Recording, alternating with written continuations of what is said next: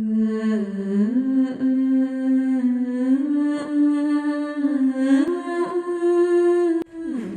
October 19th of 2020, Caroline Polachek released an extended remix of The Gate, the opening track off her 2019 debut album, Pang.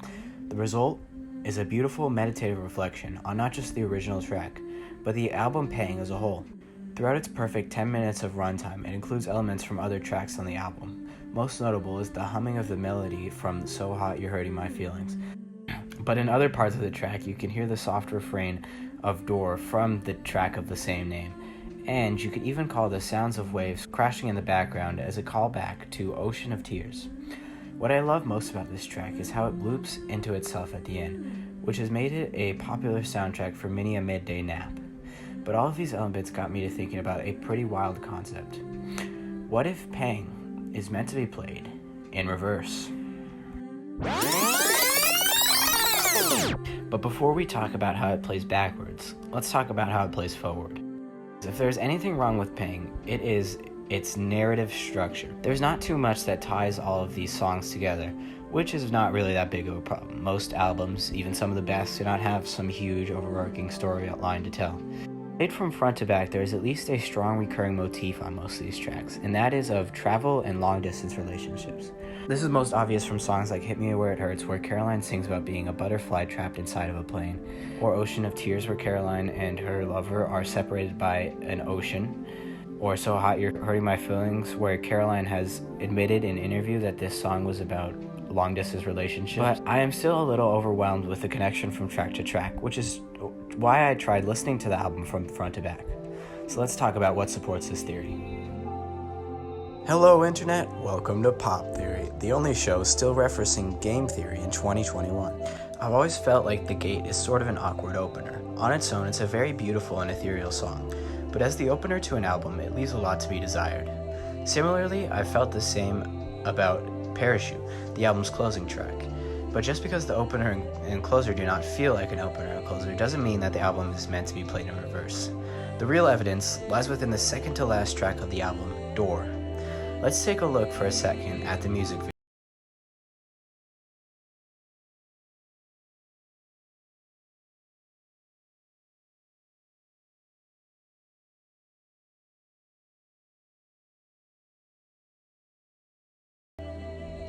That's right, the first shot of the video is a parachute, which seems to point the events in this video are happening after those of Parachute. Let's just say hypothetically we kissed. Let's just say hypothetically we do play the album backwards. This is how it would sound. If we start with Parachute, we find Caroline afraid of landing in Los Angeles, but nonetheless arriving, which is followed by the first line of Door, back in the city, I'm just another girl in a sweater. That city being Los Angeles, and when she says, you open the door, I imagine this means is she's getting all these special opportunities from her partner, but without them, she feels like she's just another girl in a sweater. In this new narrative, So Hot You're Hurting My Feelings finds Caroline starting to worry about this new relationship after the two have put some distance between each other, as Caroline is now back on that coast-to-coast life. She feels jealous seeing her partner without her. On Caroline Shut Up, those feelings of worry are reinforced, but Caroline just tries to deny them and tell herself to shut up. But on Go As a Dream, we see all of these worries come to a climax, as Caroline's partner breaks up with her. As she says, and you're almost like that card played by the magician, but this time you're not coming back. On Hey Big Eyes, we find Caroline torn up by the recent breakup. The big eyes she is referring to in the song title are her own crying eyes.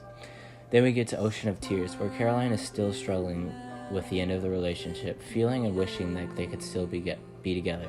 But alas, they are separated by an ocean of tears. On Insomnia, Caroline cannot sleep because she misses her ex so much. But on Look at Me, things finally start to take a turn. She finally decides that she's no longer going to stay in this funk. She's going to stay right here and face the storms.